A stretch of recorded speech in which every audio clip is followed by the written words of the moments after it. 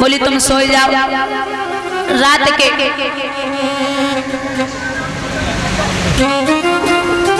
2:30 बजे कलसा लेके कुआं पे पहुंचे।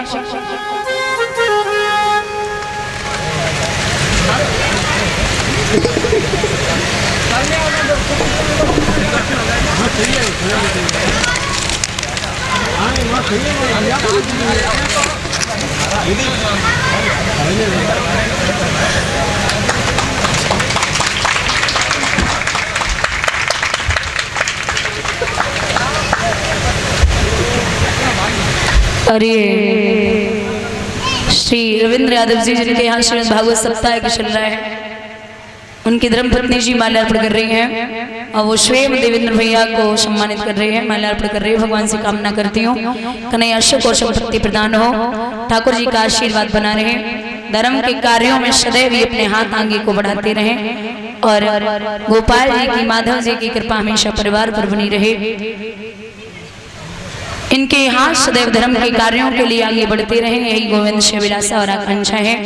बोली बाल कृष्ण भगवान की महाराज। यहाँ 5 बजे एक पड़ोसन को बताई, बोली बहना। पड़ोसन बोली काय पता ना चलो तुम्हारे देवर किसने मार दिए। अब 17 की पत्नी बोली चुप रहो करो, बातों छिपी रात है। बोले तो बताओ।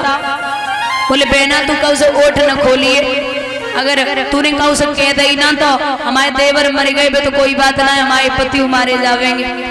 अब पड़ोसन बोली चुप रहो करो, तुमने ऐसी ऐसी बातें बताई सो हमने उन्हें नहीं बताई, तुम हमें बता।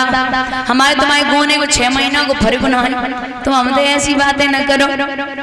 बोले बहना मड़ी के लालच में भगवान कन्हैया ने हमारे देवर को वध करवाई दी। महाराज भगवान को सुबह के जब तक 7 बजे तब तक खबर लगी है कि भगवान कन्हैया के ऊपर ये दाग लगा है, तो प्रभु अपना कलंक छुटाने के लिए चले। क्या देखा, घोड़ा मरा पड़ा, प्रसेन मरा पड़ा। जामवंत की कुटिया के सामने पहुंचे तो सिंह मरा पड़ा।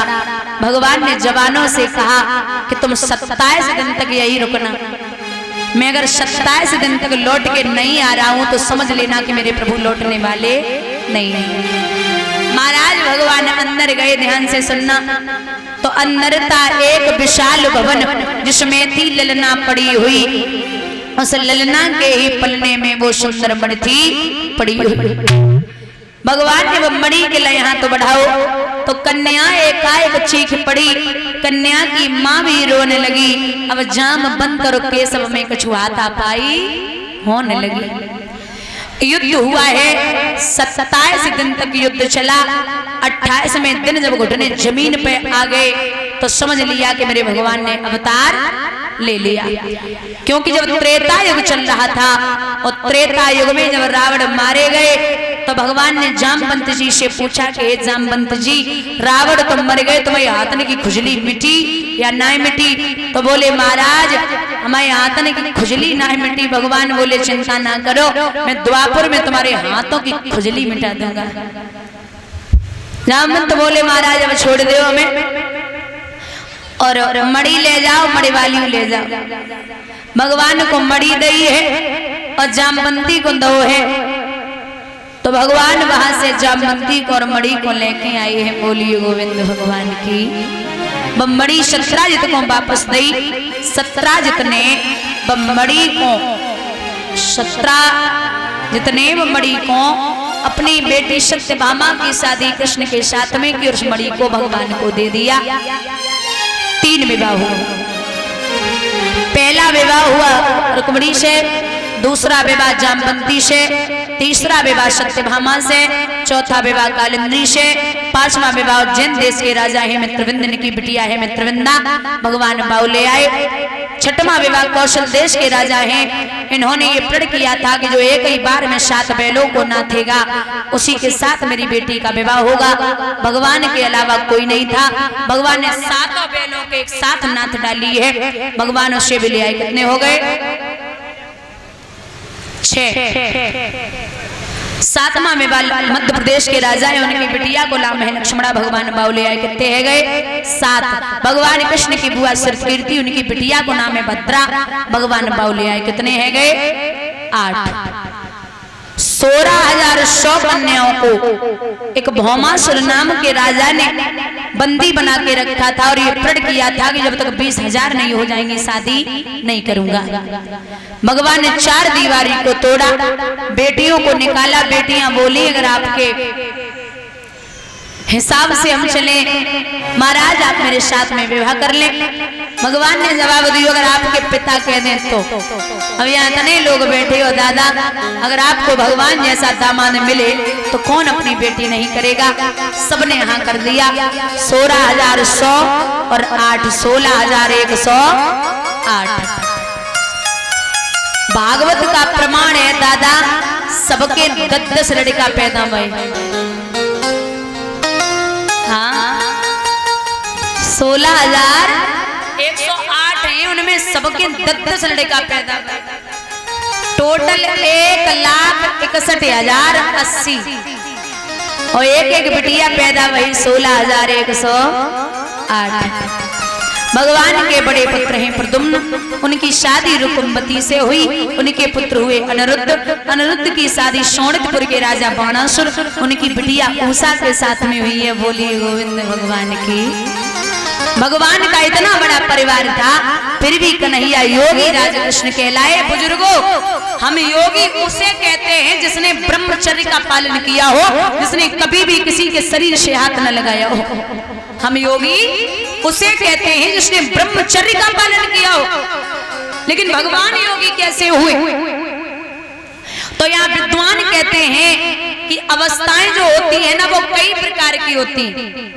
1 से 5 बाल्यावस्था, 5 से 10 पौगंड अवस्था, 11 से 14 किशोर अवस्था और 14 के बाद शुरू होती है युवावस्था यानी कि जवानी, फिर बुढ़ापा, फिर मौत।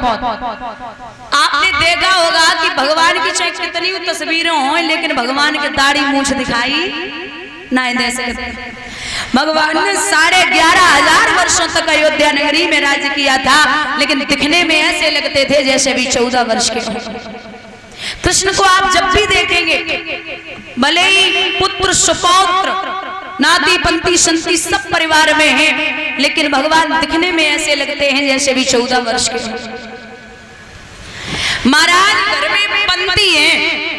अच्छा, भगवान की जो पत्नी है ना रुक्मिणी, बहुत सीधी है, और जो तीसरे नंबर की है वो है सत्यभामा, को बहुत जिद्दी है, हमेशा जिद में ही रहती। एक दिन भगवान बोले कि रुक्मिणी को गुस्सा ही नहीं आता, आज देखी ले कब तक नहीं आएगी। सो भगवान रुक्मिणी से बोले देवी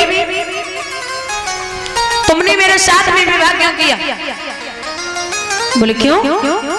बोले अभी कुछ नहीं बिगड़ा, अगर तुम चाहो तो यहाँ से मायके जा सकती हो, इतने बड़े राजा की बेटी हो। नहीं बोली। भगवान बोले अभी कुछ नहीं बिगड़ा, अगर तुम चाहो तो मैं आपकी शादी शिशुपाल के साथ में करा दूंगा। रुक्मिणी बेहोश है। भगवान ने पीछे देखो तो बेहोश पड़ी है। महाराज भगवान ने चतुर्भुज रूप धारण किया, 2 हाथों में रुक्मिणी को उठाए हुए हैं, एक हाथ से सर पे हाथ फेर रहे हैं, दूसरे हाथ से पंखा कर रहे हैं। 1.5 घंटे बाद जब रुक्मिणी को होश आया तो भगवान के नेत्रों को देख करके रुक्मिणी जवाब देती है, कृष्ण आप कुछ भी करना, जीवन में आप मेरी मौत के लिए दुआ करना वो मुझे मंजूर है, लेकिन आपसे अलग होना मुझे मंजूर नहीं है। आपके लिए मैं मर सकती हूँ गोविंद, लेकिन आपके बिना रहना मुश्किल है। बोलिए गोविंद भगवान की। ये होता है स्नेह और प्रेम। दादा ऐसे प्रभु का वंश चला। भगवान ने पांडवों का राष्ट्रीय यज्ञ करवाया। सभी द्वारिका के बासी मैया यशोदा यहाँ बाबा नंद सब इकट्ठे हुए। 100 वर्षों के बाद 100 वर्षों के बाद भगवान की मुलाकात हुई मैया यशोदा बाबा नंद से।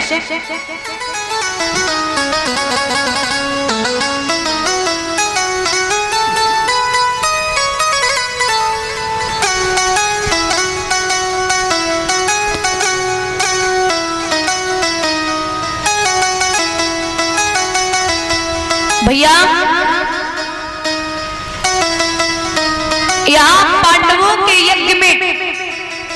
भगवान ने स्वयं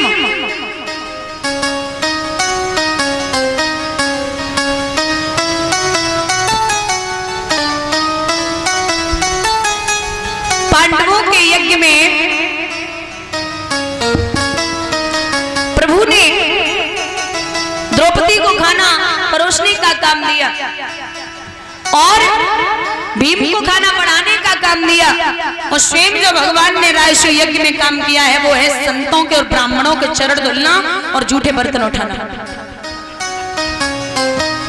इसी यज्ञ में भगवान ने शिशुपाल और जरासंध का वध किया है। बोलिए गोविंद भगवान की। आइए एक छोटा सा भजन बोलते हैं, उसके बाद में आगे बड़ी पावन चर्चा रही है भगवान के परम भक्त सुधा। और ये